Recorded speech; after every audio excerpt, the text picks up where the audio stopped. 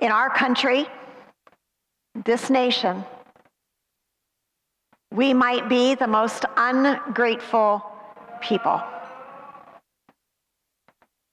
For very often, we get up in the morning, and as I've said before, we usually say, "Good Lord, it's morning." Instead of understanding that our purpose in life is to say, "Good morning, Lord. Let me be thankful." And so on the eve of the time in which we gather with friends and family, I wonder what takes up most of our minds and our concerns. Is it that we will spend time this Thanksgiving around a table in our living rooms being thankful? Will we express our thankfulness to one another? Will we reach out beyond ourselves and perhaps walk across the street and do a kindness to our neighbor who might not expect it? Might we walk out of our cubicles at work and say a kind thing to the coworker that most disturbs us day after day? Will we intentionally be people of thankfulness and gratitude? There was an owner of a small business who decided that he wanted to abandon worry. He worried about many things in his business, and so he put a want ad out, and he wanted an accountant. And so he interviewed the accountant, and the accountant said, "Well, tell me what it is that you want." And he kind of gave him the job description, but he said, "Mostly, I don't want to worry any longer about my business, especially the financial part of the business." And the accountant said, "Well, okay, I understand that," but he said, "Could you tell me how much you're willing to pay me to be your accountant?" And the businessman said, "I'll start you at $80,000 a year." And the accountant was astounded. He said, $80,000 a year? He said, "Well, where will you get that huge sum of money for such a small business?" And the owner said, "Well, that would be your first worry." I think it would be wonderful if you and I could pay someone to worry for us. And then we could be free to be grateful. But we are human, after all, are we not? I mean, this past week, some of you have worried about the food that you're going to put on the table. How many might confess to that? None of you are worried about the food that you are going to put on the table. Okay. Some of you might be more worried about the people that you are going to gather with. Are there anyone who could confess that? Thank you, Renee. Thank you. You are going to gather with some people that in your own mind, although you wouldn't admit it, are going to be difficult to be with. We invite two people into Thanksgiving into our home that we otherwise would not invite. They just don't, well, they're just difficult. And yet we do so because we realize that we need to get out of our own stubbornness, our own mindset, and we need to be grateful. And we need to stretch our horizons and our borders and realize not everyone needs to think and act like we do. We need to be grateful. There are some of you who perhaps might be worrying today because you haven't bought your turkey yet. Do we have any of those in the house? A couple. Yeah, I had asked at the 8 o'clock and no one had that problem except one, and I must confess it was my husband. And then afterwards, he came up to me and he said, "You got me in trouble." He said, "You're the one who told me not to buy the turkey too early." And I said, "Well, yes, I did, because we just don't have any place to put it.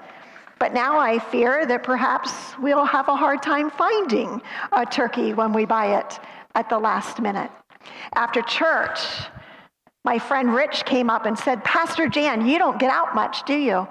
Do you know that you can call ahead to one of the grocery stores and reserve a turkey, and then you can pick it up anytime you want? And I said, thanks, Rich. I'll take that under advisement, but probably not for this year. We might be having hamburgers. So Jesus speaks into our reality. Jesus understands who we are as people. He knows that we're going to worry, that we're going to be concerned, that life is going to crowd our hearts and our souls. But he speaks into this reality and he says, here's the thing, I don't want you to worry.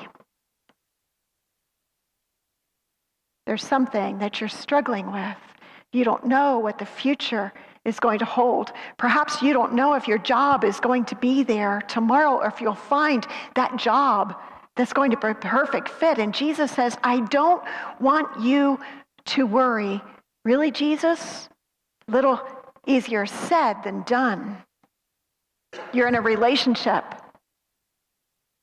and it's hard. You're lonely and you don't know what the answer is. And Jesus says, I don't want you to be concerned about these things. And then he says, look around, as often Jesus would do. As his people would come and they would listen to his teaching, he would just look out and I can imagine Jesus looking and saying, do you see that field?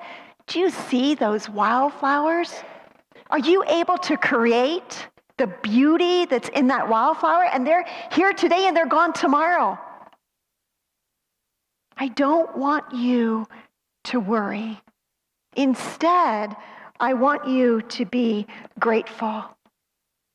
I remember as a little girl going up to the mirror and I hoped that I would be very, very tall. And so I was sure if I could just go up to the mirror and I could stretch myself, I could suck in my tummy and I could pull my neck up, that would help me to be tall. I would get into bed at night and I would take my feet and I would make sure they're touching the very base of my bed. And then I would stretch my arms out because I thought if I just kept stretching, I would be tall. I didn't understand that I couldn't add 1 inch to my life for such futile efforts. You and I spend an inordinate amount of time stressing and worrying. And Jesus said, all that worry, it does nothing. Instead, Jesus says, be grateful. But we're in the knack of controlling our lives, aren't we? We really feel like somehow if we control our lives, then perhaps things would be better. A family gathered for Thanksgiving and came in from out of town. And Mom, who was 80 years old, was still cooking Thanksgiving dinner, and the family was so grateful. And so she prepped the day before, and her daughter was watching her, and she got ready to go to bed, and she set the alarm, and she set it for 4:00 in the morning. And her daughter said, Mom, what are you doing? And Mom said, well, I have to put the turkey on at 4:00 in the morning. And her daughter said, Mom, but you have this beautiful oven, and it has a timer on it. And if you just set the timer, the oven will start cooking at 4:00 in the morning. And her mother said, well, I know that. But you see, for 60 years, I've been the one getting up at 4:00 in the morning and turning the oven on. And for 60 years, I know that oven has turned on. Are you asking me to trust that the oven can do it without me? Am I speaking to your heart? Do you know that God ordered the stars and the sun and the moon in place, and he didn't ask what you thought? He didn't ask your permission. He didn't say, now would it be okay if I put this planted over here because by far you know what's best? No. God knows what is best. And if God knows what's best in all of creation, does God know what's best for your life? Does God know the school that you're going to attend, young adult? Does God know the career that he has waiting for you? Yes. Does God know the person that he has placed for you for a happy ever after marriage? Does God know what your future is going to hold? Does God know if your health does not prevail, that he'll be with you in the midst of the storm? Does God know what the future of your children holds? And he says, rest well. I will not abandon my children. Look at the flowers of the field. Look at the birds. They make their nests. They don't toil or strain as to what tomorrow is to bring. Science helps us to understand what gratitude does to our very bodies, our hearts, and our souls. Harvard research analysts took 43 people and they underwent an initial brain scan, and then they took those people and they put them into a controlled group. And what they said is, while they were in the controlled group, 3 months, they asked them each day to write a letter to someone in their life and just say, thank you. Have you ever done this? AA is an incredible, incredible ministry that helps people to know, to write letters, to be thankful, to acknowledge who we are. It's so healing, and it creates a bedrock of gratitude. And so these 43 people each day wrote a letter of gratitude. They just found someone in their life, and each day they wrote those letters. And 3 months later, they went back for another brain scan. Now, when they did, this is what they found. They found that in that brain scan, there was a particular pattern of activity in their brains. They found that after the brain scan, they asked them, now what we want you to do is we want you to pretend that a benefactor has given you a great sum of money, and we'd like to ask what you were going to do with it. And all 43 said, we want to share it. We feel so grateful in these 3 months of extending gratefulness that now we want to take the next step and we want to share it. Because what science was able to report is the neurons in our brain when we practice gratitude helps us to practice gratitude in the future. And so for 3 months, it extended their life of gratitude way into the future. Jesus knew this. Jesus didn't need science. Jesus tells us, as Matthew records it, don't worry. I've got you. You are my precious child. Instead, take that energy and be grateful. In World War II, there was a gentleman that was nicknamed Hargy. And Hargy was shot down out of his plane, and he hid in a barn and ate bugs until there was some time in which he could be rescued. But every day, Hargy recited Psalm 23, the Lord is my shepherd, I shall not want. The Lord is my shepherd, I shall not want. And after a month, there was a group of natives who found him, and they showed him a letter from an Australian soldier that assured Hargy that he would be protected. And they hid him at great risk. They hid him. And they finally got him on a submarine, and he returned to his people. But Hargy was always filled with this incredible gratefulness. Every day he was grateful that these people helped him and rescued him and then got him back to where he needed to be. He wasn't dead, he was alive. And so years went by and this gratitude just started to build. And one day Hargy found out that those natives needed a school. And so he decided single-handedly that he was going to raise $15,000 to build a school. That would be like $100,000 in this day. And after he built a school, he found out, well, let's build a clinic and let's build a library.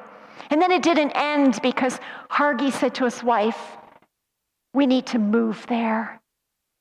We need to move to Nepal to be with the friends who saved us. We need to show our gratitude in a way that's meaningful both to us and to them. Friends, what can you do today to be grateful? Up on the screen, you who have filled in the Connect cards over the last month, you have shared things that you have been grateful for, and that picture is the church. It's all the things that you collected. But that doesn't have to end today. Last year, I asked some of you, would you take the challenge? And from now until Christmas, which is the door of a good habit, would each day you be grateful for one thing, and would you record it? You can go out to this app, the Gratitude Journal. There's many apps out there. I'm going to ask, just look for the heart. And just go and download that app, and you can do it on the app. Every day it will send you a reminder, and it will say, Jan, what are you grateful for? And you can record something. I did this one year, and I started with the alphabet, and I just started with A. And I said, what starts with A that I can be grateful for? Because today I want to be grateful for something that starts with A. And I went through the whole alphabet. Or you can just randomly think at any given time during the day, what is it today that I'm most grateful? Because what Jesus will assure you is if you take this challenge, and from now until Christmas, you will seed bed an attitude of gratefulness. And when struggles and storms and uncertainty come, it will be gratefulness that lifts you up. It will be gratefulness that assures you that you have a God who will not leave or forsake you. So let me end with this true story. Two friends had gotten together for coffee, but one had just suffered a heart attack. And so as they sat for coffee, the one friend said to the one who had a heart attack, Fred, how was your heart attack? And Fred answered, it was awful. Why do you ask? It was the worst thing that ever could have happened to me in my life. And his friend said, Fred, so how was your wife through it all? And Fred said, oh my gosh, my wife, she stood by my side. She was so incredibly faithful and understanding. Our love has deepened like I can't even tell you. I love my wife more than I've ever loved my wife before. And his friend said, and how about your children and that new grandchild? And Fred said, oh, I have a picture. Can I show you? Because I look at my children and I look at this new life and I realize that I have so much to be grateful for. They're precious. I don't want to spend any lost moments away from them. And then his friend said, and how is it with you and God? And Fred said, I know God in a deeper way than I have ever known God. How hard this heart attack has been on me, I knew the love and the peace of God like no other. And his friend paused, and he said, so Fred, how was your heart attack? Silence was Fred's answer. Jesus asks, how is your life? How is your life? Are you grateful? Are you grateful? Can you sing those songs of praise to me even in the darkest night? Can you know that I am able as your God? Can you know that I will never leave or forsake you? But every day, can you begin your day and seed your day in an attitude of gratefulness? And then God asks us, Aldersgate, will you leak it out? Will you be so grateful that someone might look at you and say, hey, what's going on? And you could say, I am grateful I'm always grateful for a God who loves me, who walks with me, and will never leave or forsake me. And I'd love to introduce you to my God. Let's be grateful. Let's make this Thanksgiving and this Christmas like no other, because we have begun in a spirit of deep gratefulness. Will you pray with me?